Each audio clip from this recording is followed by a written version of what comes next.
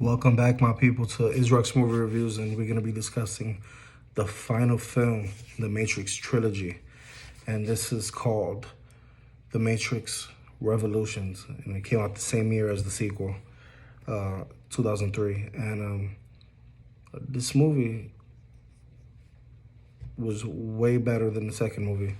I feel like since this was the final film in the Matrix trilogy, fans could finally breathe a sigh of release, mostly because the middle film, to me, was a bit tragic in a lot of areas. The first film was special. It was one of one. And then came the sequel, which wasn't a bad movie, but it didn't live up to the Matrix name.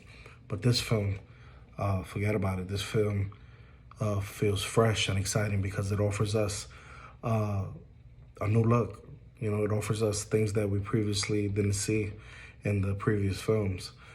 For the most part, this takes place in the real world, which was really good to see, with only infrequent exertions into the computer-controlled fantasy that it's known for.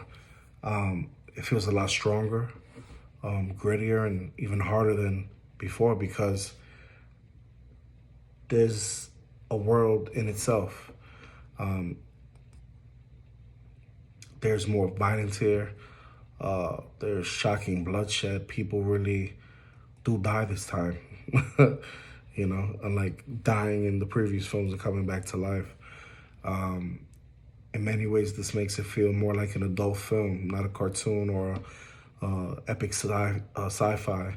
Admittedly, things do start to feel off and become a little strained in this one because although there are some good thrilling aspects, good suspense, there's a lot of questioning in an isolated way. Like there's a scene in an isolated subway station where the action doesn't seem to pick up until we get to a major gun battle in a S&M club. Crazy. You know, you see things like that. You know, the battles aren't necessarily disappointing. They just could be better, but we can't complain because this movie really is action-packed. You know, here we introduced to the slimy French villain from the last film, played by Monica Bellucci. There was no complaints here. The suspense in this movie fizzles here and there. It's very aware of itself. You know, it starts off slow, but then things suddenly start to happen. For me, things culminated in a scary and powerful way in the finale, involving Neo returning to the title of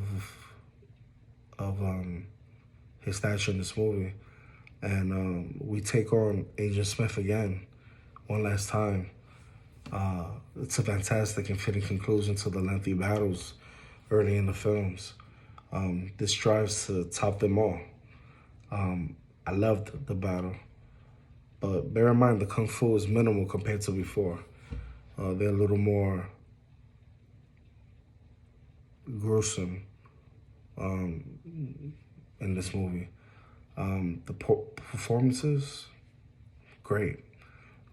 Hugo Weaving, this guy is a stand-up character. He has a major screen presence, which I love. He makes for a threatening and frightening villain. Unlike the second film. But basically, I love this movie, and I would be happy to rewatch it again and again when the chance comes, when the chance arrives. And although all three films are different, are very good, indeed, right? But this one is one where it expands the universe, which I liked, and it's wild, it's chaotic, it's something you want to see, especially when it comes to ending a trilogy. And we all know that, you know, the trilogy didn't end the story. It basically summed it up But we have another movie coming after this, right? And I look forward to reviewing that one as well.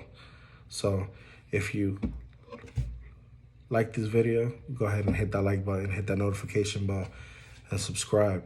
This is an enjoyable movie. Until the next one. Deuces.